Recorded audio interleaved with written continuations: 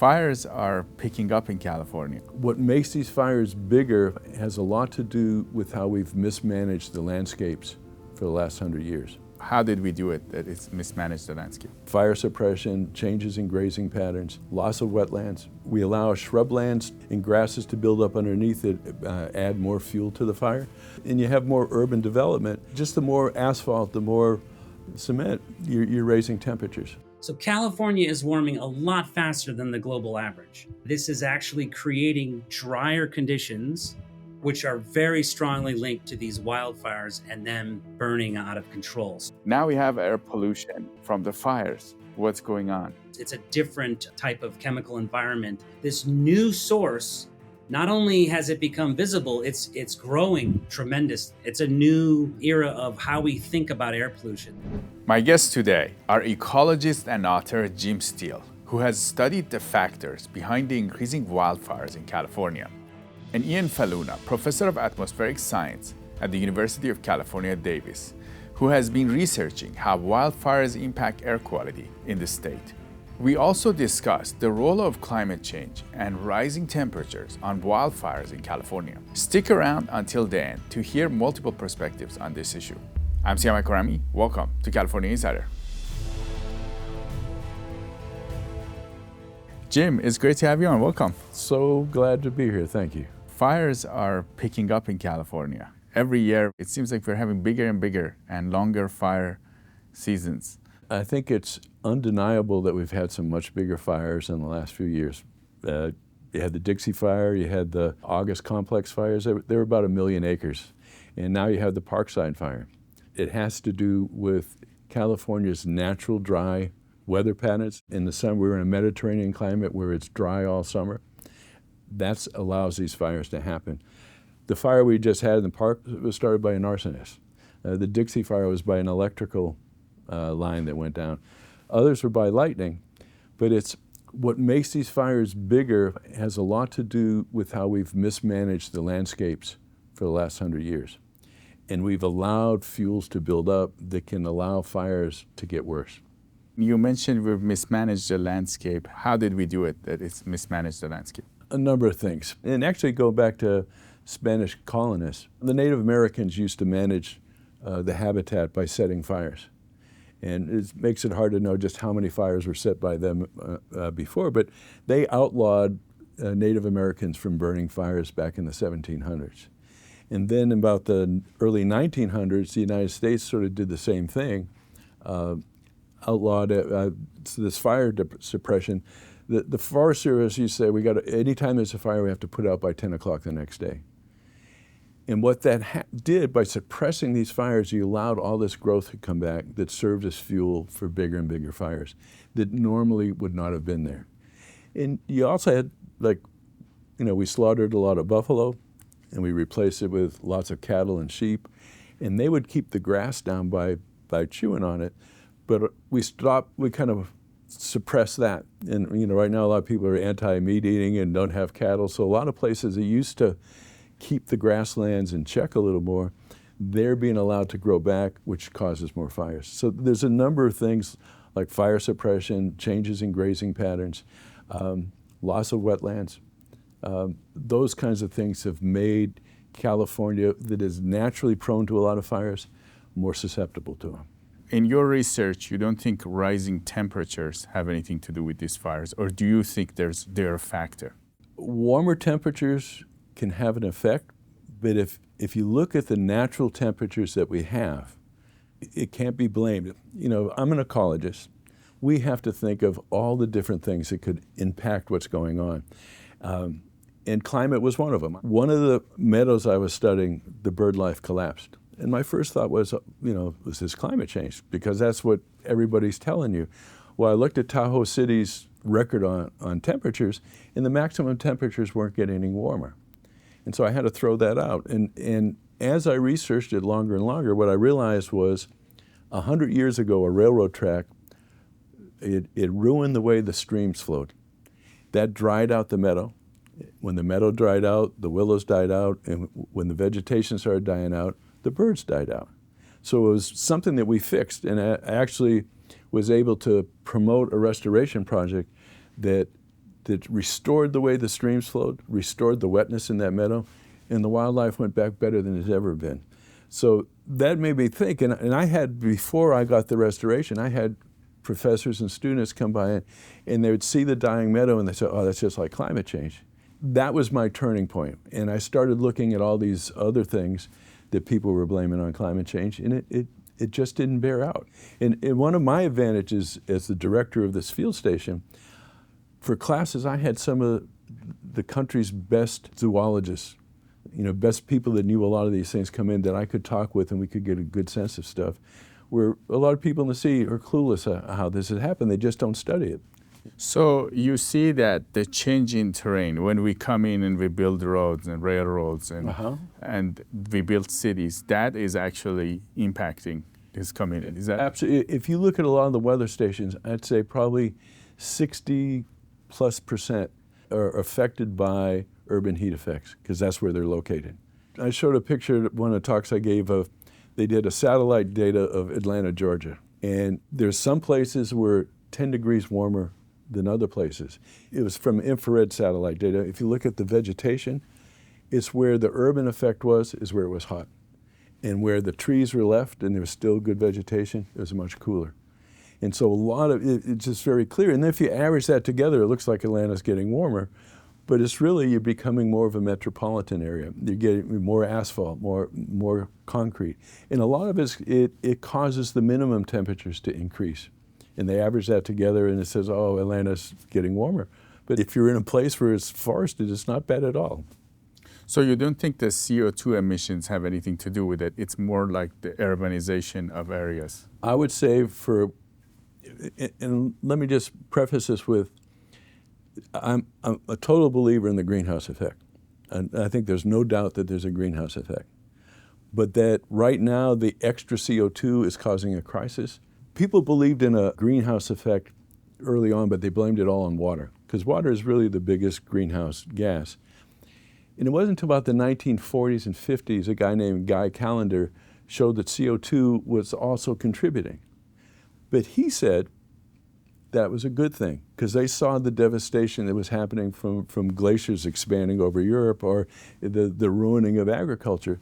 So even though he was a big proponent of the greenhouse effect, he saw it as a good thing. So how much is CO2 causing an effect?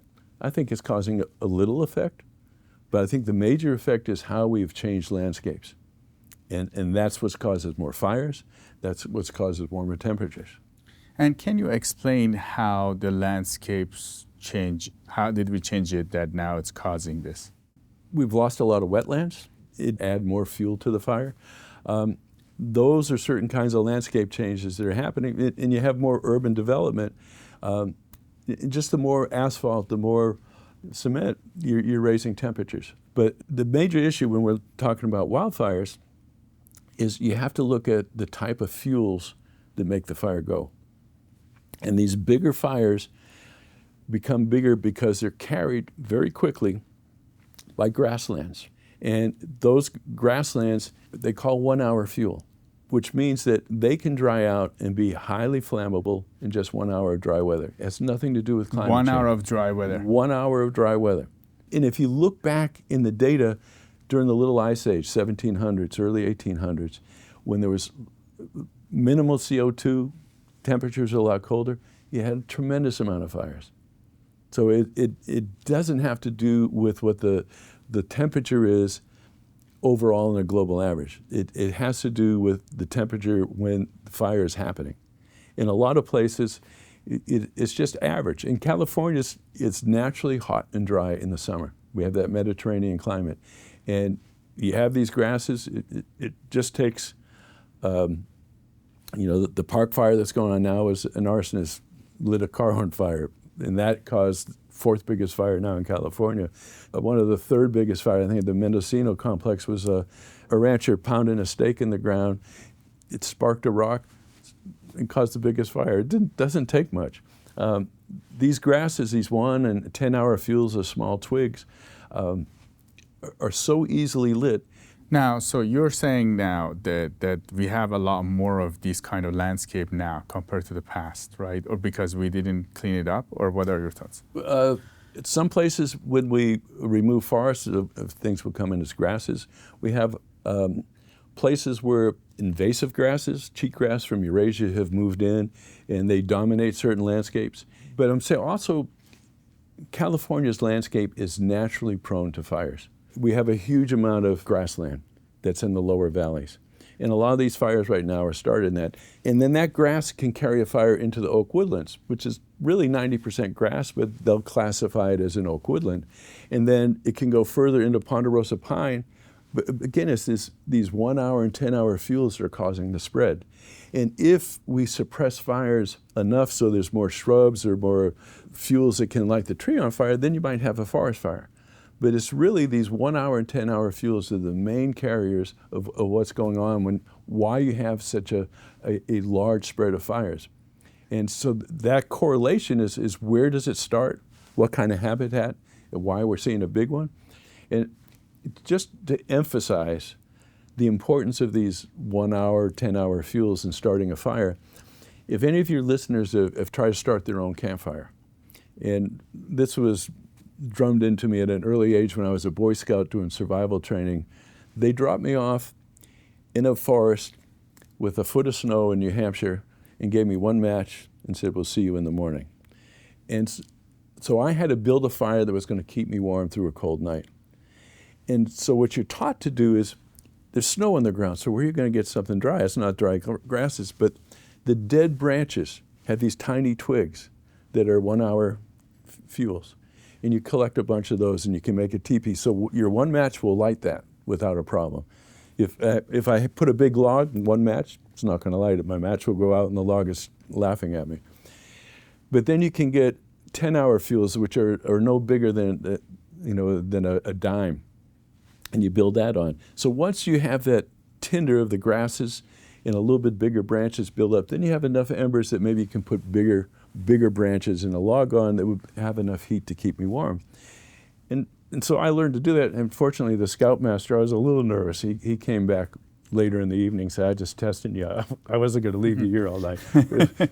I was relieved, but I did it. And I became very conscious of what starts a fire, what allows it to spread, what allows it to ignite. If you have, one match is 1,000 degrees temperature, but it only lasts for a little bit of time. A lightning strike is 50,000 degrees, and it strikes a tree, but it doesn't burn it.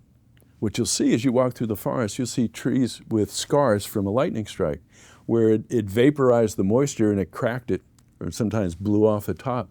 But most of the time, the fire is ignited by the ground and the duff that the lightning goes through at the very end. The lightning is just too quick to provide enough heat.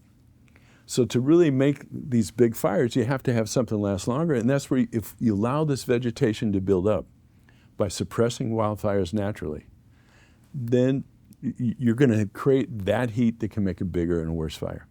And so that's probably the biggest thing contributing to fires has been the suppression. And they know this, and they want to do prescribed burns, but a lot of people say, "Not in my backyard," because you're afraid of it getting out of hand. And if the fuel moisture gets below 8-10%, the fire can get out of hand. So they have to have very strict prescriptions of when they can burn.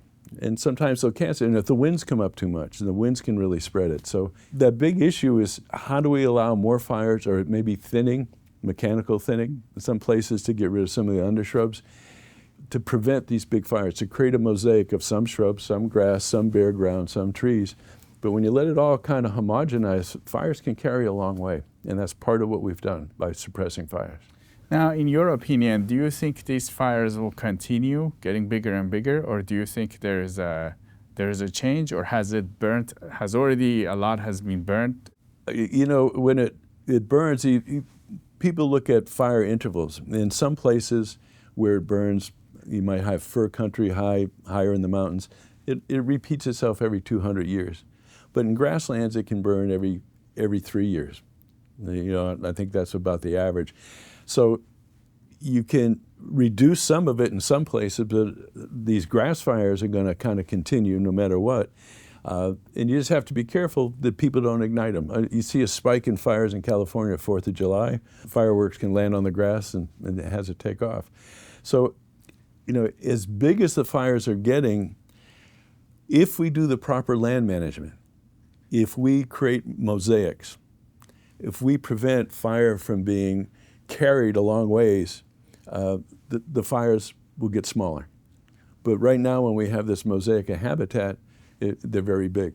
But what they will do is they'll create their own mosaic. And the problem is sometimes if the fire burns too hot because they have too much fuel buildup, it might kill the soil in a way that's not beneficial. But from an ecologist's point of view, fires are a good thing for biodiversity because they create these mosaics.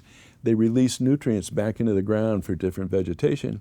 And there's places where I'll see where after a fire, certain plants come up and they're only there for a couple of years. They set seed and then they go dormant until the next fire comes. These large fires will help create a mosaic, will help get rid of some of this stuff, but they're a little out of control because there's so much vegetation that due to suppression allows it to be taken into towns and houses where it's destructive to those small towns. And your heart goes out to the people that happens to, but they're a little risky there. And I think all the insurance companies right now are starting to learn what the people that did flood insurance saying, you're in a dangerous natural wildfire habitat. If you want insurance, I'm going to have to charge you big bucks because otherwise they're not, the insurance companies will go broke, sort of like what they did with flood insurance. We're covering California issues, as you know. If you want us to cover the stories that are impacting your day-to-day life in California, reach out to me at siyamak@californiainsider.com. Now, you've looked into the city of Paradise burning down. Yes. And is there any recommendations you give to Californians that live in these kind of areas that are close to? Well, when we went there, trying to build this contrast, you saw the destruction was tremendous. It was heartbreaking in a lot of ways. We went up to Pulga, the town where it started, where the electrical happened, and it was a small fire then, but as the winds picked up and it went down, it picked up more vegetation, caused a bigger burn. As it got carried into the town of Paradise, if the fire went right up to a house, it could start it on fire. Houses are built with like 8% fuel moisture, so the wood doesn't warp. And so they're very susceptible to burning, especially with the plastics and stuff that's been added to window frames or whatever. And the big dangers, there were some places where I'd see a housing development of 20 houses, and they're all fairly close to each other. Every one of them burnt to the ground. The trees around it only scarred at the very bottom. The leaves and the needles were still on it because it was this surface 1 hour and 10-hour fuels that was carrying most of the fire into that housing project. The houses, though, once just one house is lit on fire, it radiates enough heat to ignite the house next to it. And because all these houses were fairly close together, one house ignited the next house. And so you can see this in a number of fires. These housing developments, what they have to do to protect themselves is build a fire break around their whole development, not just one house, but the whole development, or else if your house catches, it could cause a chain reaction that cause all the other houses to burn. Now, Jim, what about the data? We're seeing bigger fires, more acres are burnt in California. Right. What are your thoughts on that? Well, and I'll agree with that. I think there's these bigger fires that we've seen in the last 10 years during the La Nina drought-like conditions are bigger than what we've had most of the time. But if you look back before the fire suppression began, then there were bigger fires than what we're seeing now. If you only see... In terms of the acres burnt? In terms of the acres. I've seen some data where people look at prehistoric fires, and they'll say fires, there were 4 times as... So this is in the 1800s? 1800s, 1700s. 4 times as much burnt acreage in the 1700s and 1800s as we're seeing in our biggest fires right now. So it's how you focus. You have to look at location, like California is going to be worse in a lot of places. You have to look at a time scale. And a lot of times to manipulate your thinking, people cherry pick what time scale you have. And you can call me cherry picking for saying I want to look at the last 300 years, but I think that's the only way you can understand what the natural fire habitat is going to be. Now, Jim, how accurate is this data from 1800s and 1700s? It's not going to be as precise as what we can get from satellites looking at a burnt perimeter and calculating it. But what you have people going out and looking at burn scars. You look at charcoal, and you can have a big fire and then rains wash the charcoal into a lake or a bay or whatever, and you'll see that in the sediments. So you can get a fairly close idea of how many years ago that fire happened. So you can get the data now based on what they're you guys... getting the data now. So they weren't recording. Were they recording back No, in they the day? weren't recording. But they're looking at what you call proxy data.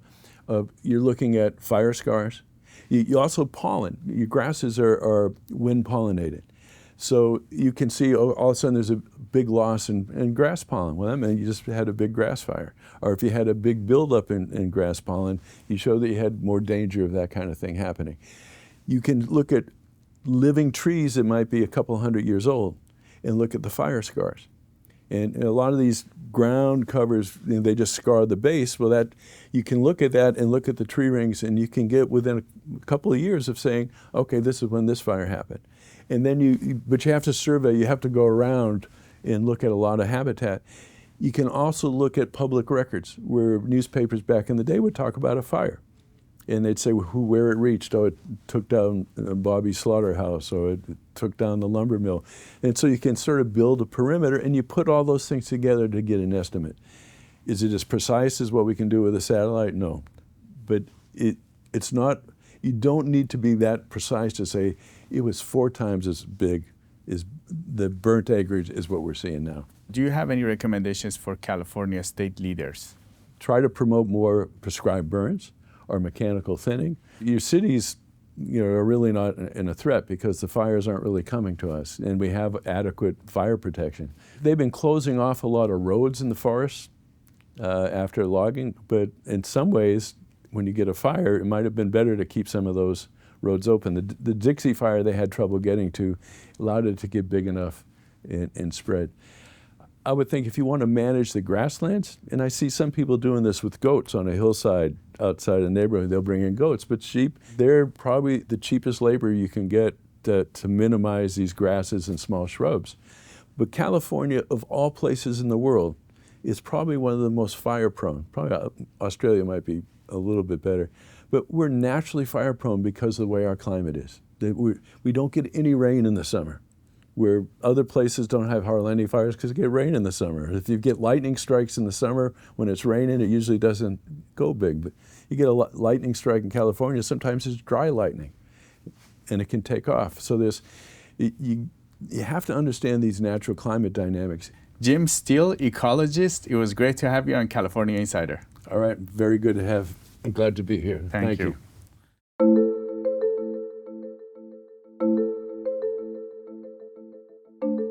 Ian, it's great to have you on. Welcome. Thank you so much. Thanks for having me. So we want to talk to you about an interesting study that you've been involved with, is that something is happening in California. The acres burnt in California is exponentially increasing. Is there any evidence that this might be natural? I should mention this figure. When you look at it, it's got a logarithmic axis on the Y, the area burned, and then just over time, over the last 5 decades. And you can see that when I fit a line, that represents an exponential decay because it's a line in logarithmic space. And that exponent, that is, if you were to plot it linearly, that's the exponential curve that we all kind of know. That doubles, the area doubles every 10 to 20 years. And so that means, 40 years ago, we were talking about things that were on average 4 times smaller in terms of the area burned. Now, if you look at California's temperature rise, some of you who have studied climate change realize that the global average temperatures have increased by about 1.1 degrees Celsius over the past 150 years. In California now, we're warming at a rate that is approximately that, just under 1 degree Celsius every 10 years. So California is warming a lot faster than the global average. You can identify this is actually creating drier conditions which are very strongly linked to these wildfires and them burning out of control. So there's really good solid scientific evidence that these increases are tracking with the warming climate, which we know is happening due to global emissions of fossil fuels, combustion, I should say, greenhouse gases. There are some arguments, of course, that these wildfires are getting more intense because of 100 years of forest management that didn't allow any burning. We've definitely been learning our lesson there, that you need to have some fires naturally to occur. And of course, the native peoples of the area were well aware of that and are sort of masters of these controlled burns to keep the amount of fuel in the forests low, so that you don't, when you do get a sparked off conflagration, it doesn't create these immense, massive wildfires, which are these mega fires that occurred now. So there is a management issue that needs to be addressed, but I think the rate at which it's rising is so fast and so exponential that it's pretty clear that this is linked to global warming. So, in your opinion, California has had this effort to cut greenhouse gas emissions, and the pollution from these fires are coming. Do you think these fires, the pollution from these fires, can contribute to this warming as well? That's a very good question. And there are some people have done those studies, and there is, I don't think it does not compete with the fossil fuel emissions, because again, we're actively drilling and drawing up, hydrocarbons from hundreds of millions of years ago that, again, were CO2 in the atmosphere, but got fixed into the plant life and then buried in the earth. And we're digging those up and we're burning those at a rate that exceeds any kind of rise in wildfire outputs. But you are right. Part of the global carbon budget that scientists follow is deforestation. So anytime you mow down a forest and you build whatever, a cement urban environment or whatever, that is carbon that was being drawn out of the atmosphere that's no longer being drawn out to feed that ecosystem. That's a good 5-10% of when we budget the entire carbon thing and what's causing climate change, that deforestation is a significant fraction of it. And the wildfires are sporadic, and they do contribute to some of that. But of course, after the wildfires, if there's growth back, it can start sucking down carbon again. But when you demolish a forest and have a built environment that doesn't have that much growth, then you eliminate that natural sink of carbon. So the wildfires it's an interesting question, and they do happen in this episodic nature. They emit a lot of carbon, but again, there is regrowth. Just like when you burn wood in a fireplace, it's still part of the natural surface carbon cycle. It's not the same as digging fossil fuels from way below the earth and burning those. That's new carbon that gets filled into the atmosphere, as opposed to the biosphere that's constantly cycling carbon. Is there a difference between the pollution that is coming from fossil fuels and the pollution that's coming from the fires? And what should we know about this? Yeah, that's a very good question, actually. A very scientifically minded question, in fact. And because this is I think it's dawning on us so recently, the health impacts of wildfires, particularly the particulate matter that comes from wildfires, that is small suspended bits of ash or volatile compounds that condense eventually. These things are much more chemically complex than just burning fossil fuels from internal combustion engines from the automobile. So that's a relatively simple chemical system. But when you get these really high temperatures passing through forests and then passing through towns and volatilizing all of the materials now in the human-built environment, you start to get these particulate matter in the atmosphere that's just a lot more complicated. It's just a lot more chemically rich and complex. And so I think we have a lot to learn about its health impacts, but it's likely that they're probably much more significant than the traditional ones, which were bad enough from internal combustion engines. But that's a really a big open book. There's a lot of research going on into that, and I think there's a lot to be learned yet. In case now that we are losing some of these forests, they take a long time to come back, right? With these fires, right? Do they take a few decades to come back, or do they come back Yeah. faster?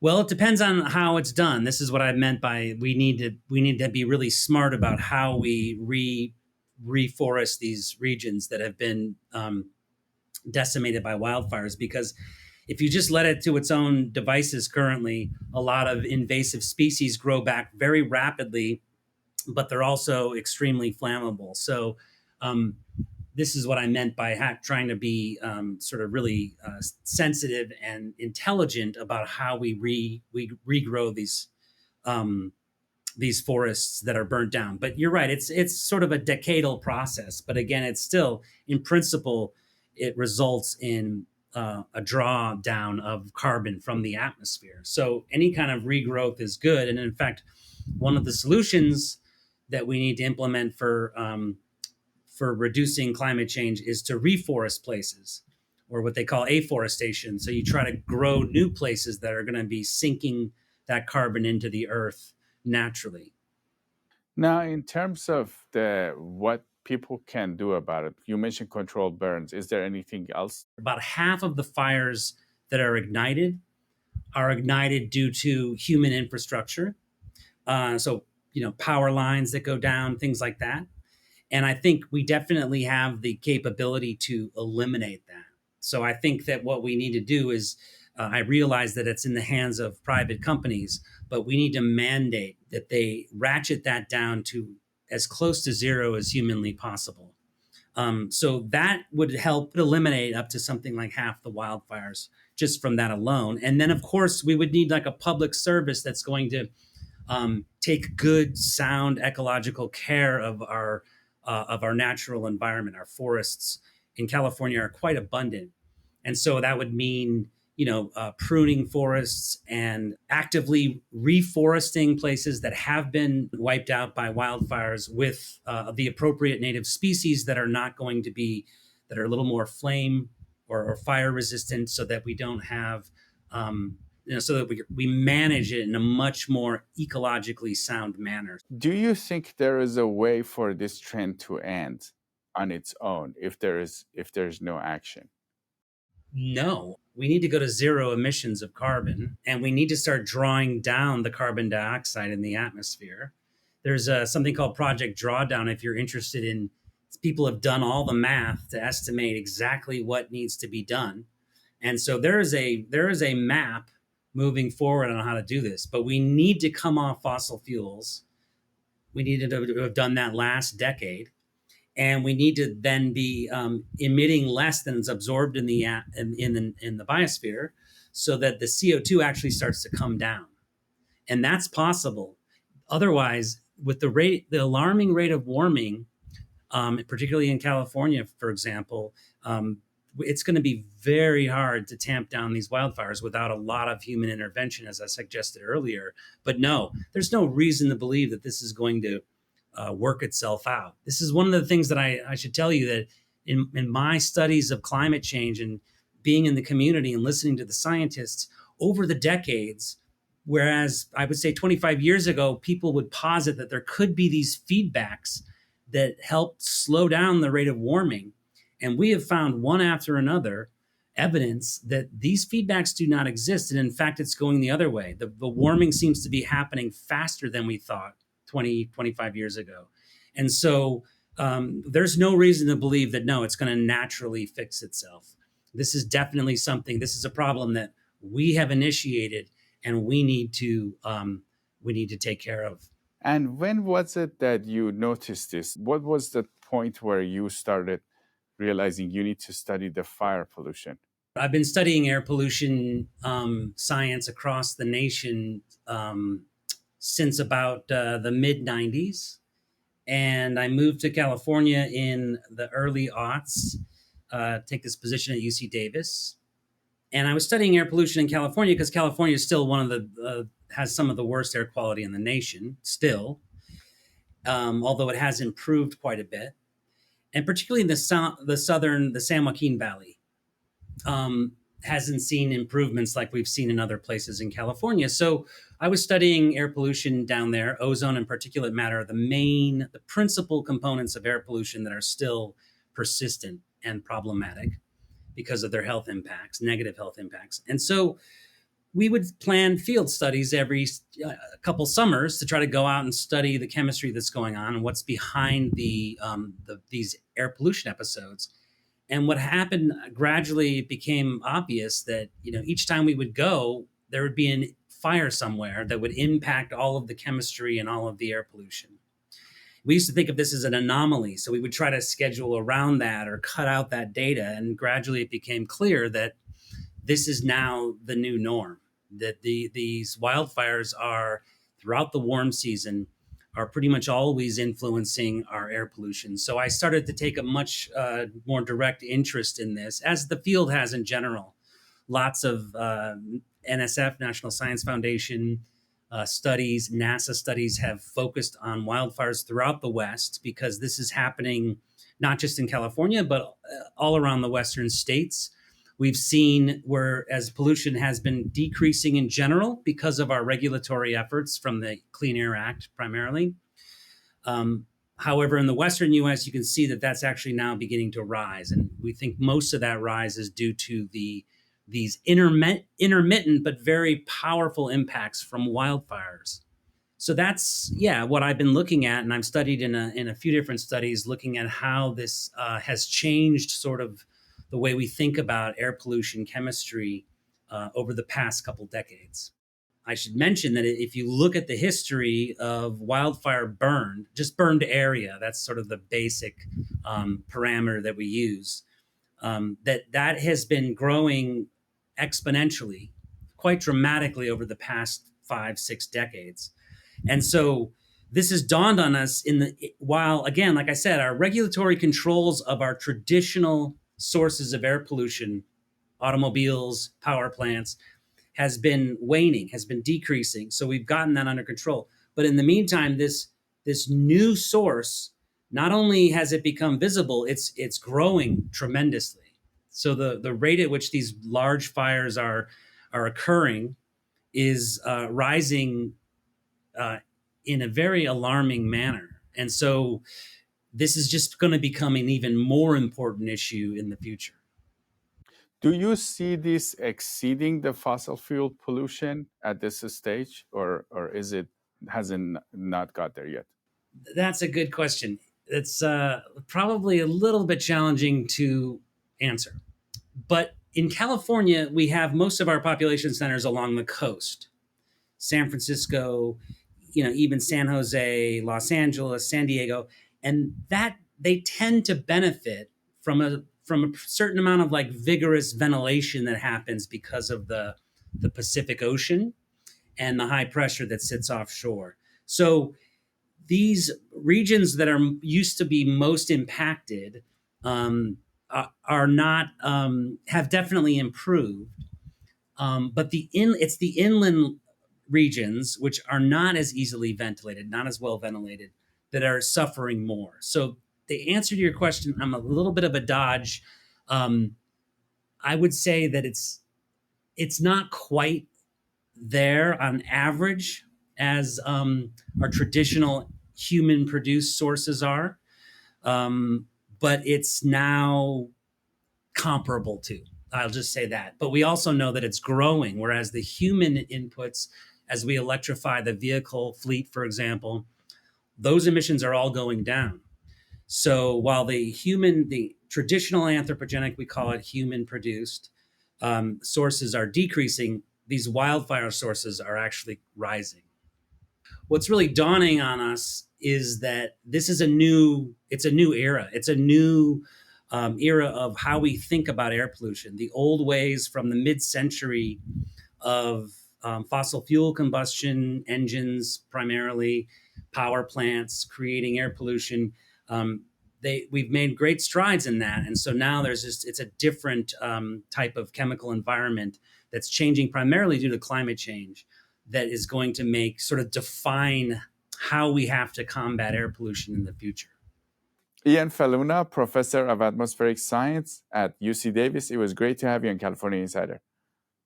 Well, thank you so much for having me. It was fun talking to you.